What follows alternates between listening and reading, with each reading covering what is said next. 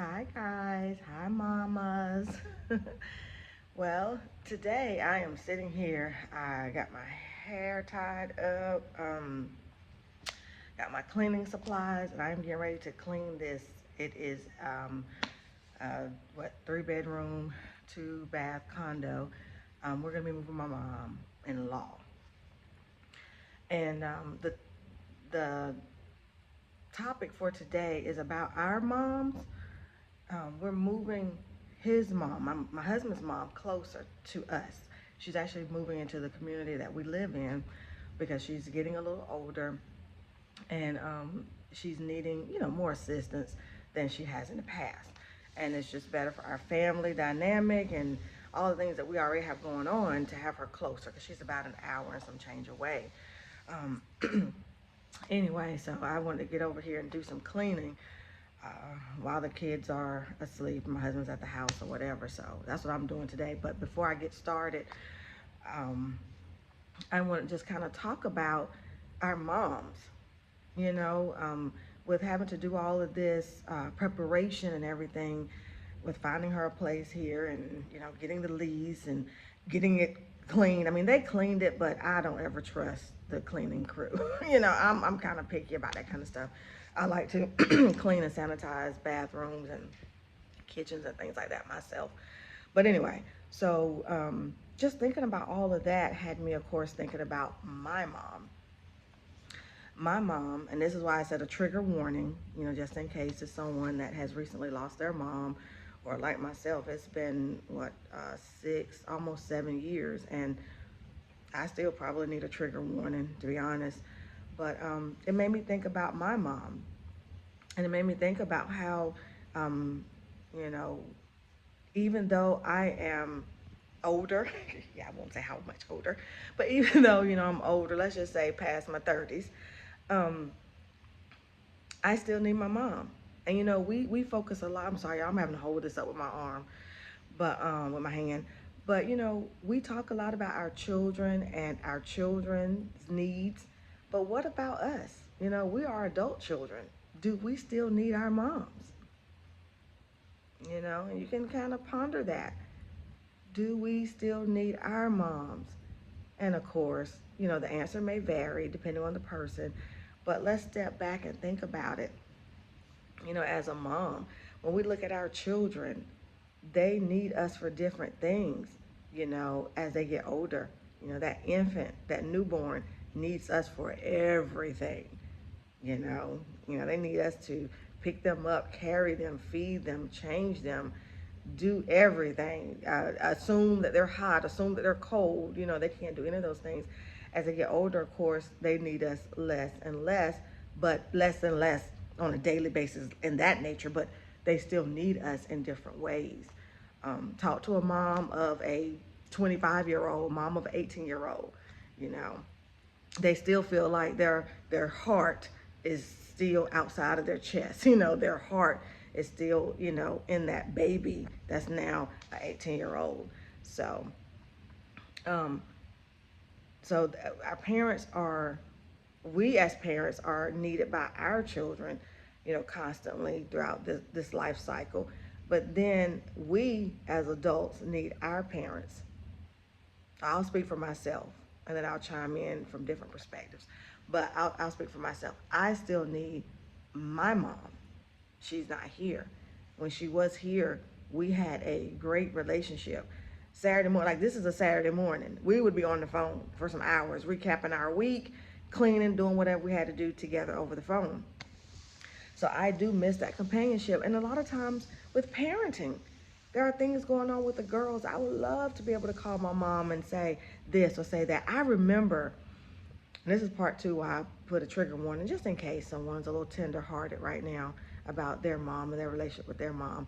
But I remember because with the first pregnancy, my mom, was a part of the process, from us having trouble getting pregnant to my experience throughout the pregnancy, the baby shower, she was there, all of that. She was at the hospital when I had her. She spent the night. That's funny. My husband actually, only one person could stay, and my husband actually agreed to let her stay, and he went home. But anyway, um, so she was there the whole time, with me. I literally found out I was pregnant with the second baby, my second daughter, a month after she passed. And that's bittersweet. That's a whole other conversation. But but I remember going to some appointments with my second one and wanting to call her because we had to go through this whole thing about, do we do another, what do they call it, VBAC, vaginal birth after cesarean. Yeah, that was what it was called. And we had to take a class. I just remember some of the decisions I had to make and some of the doctor's appointments, me wanting to like pick up the phone and call her to talk about what I was going through as her child. You know, yes, I'm a mom, but me needing my mom and, you know, not having that experience the second time around. I just continue to think about, you know, the fact I had her the first time around, you know, and that kind of helped me. But as time goes on, you kind of get used to not being able to pick up the phone. I'm not saying it gets better or easy. I'm just saying you kind of get used to not being able to pick it up. But yeah, I'm sorry, my thoughts are all over the place this morning. But basically, again, I keep trying to bring it back around to what I want to share with you guys and what I wanted you to think about is, do you need your mom? You know, even at this age, this big old age, this girl says this on social media, this big old age, at my big old age, do I still need my mom? And the answer is yes, I do. I do.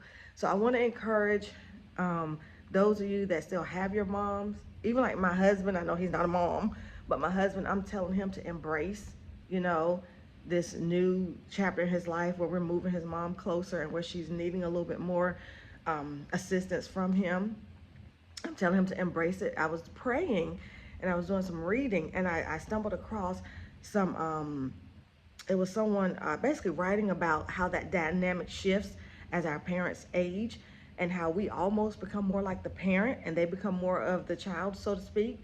And I was sharing with him how it said, and what stood out to me, it said that it is a privilege to be able to take care of your parents.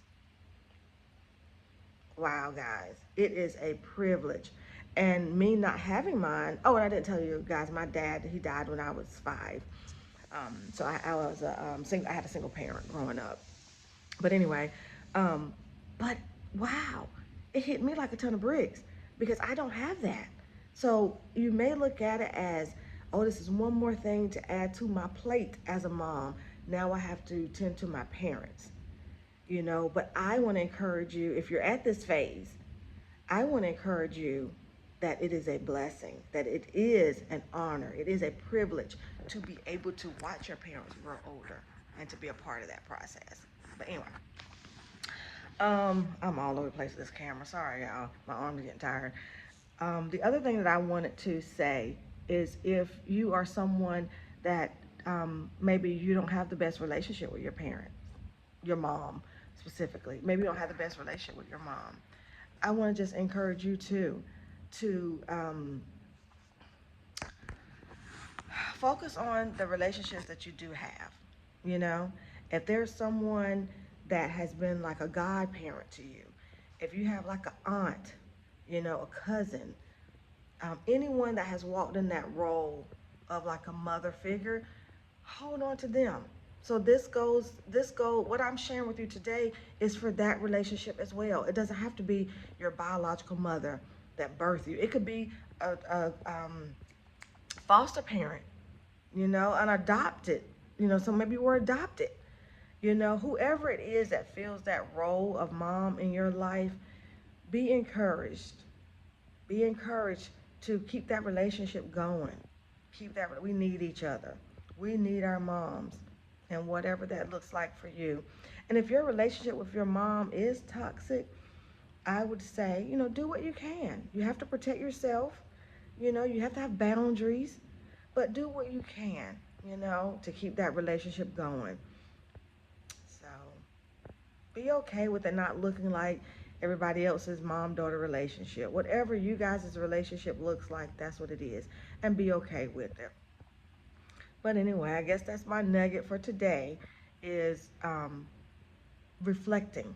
Taking some time to reflect on our moms. We're so overwhelmed with being a mom, but let's reflect on our moms, you know, and if they're still here, and if we do have a healthy relationship with them, let's take advantage of that. You know, when's the last time you maybe met up When's the last time you did FaceTime or something, if they're not local. But anyway, so again, I want to encourage you guys to love on your moms, to think about how we will at some point, as our kids grow, we will become like our moms, we will become like our moms.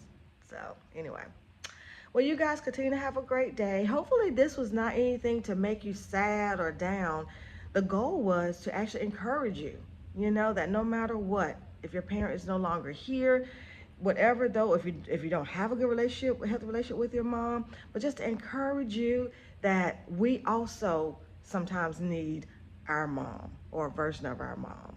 So you guys continue to have a blessed day. Love on yourself, love on each other, encourage other moms, and send people to the group. If you haven't already, hit like and subscribe to the group. We want to have these kind of chats. We want to get to the point where we have them live.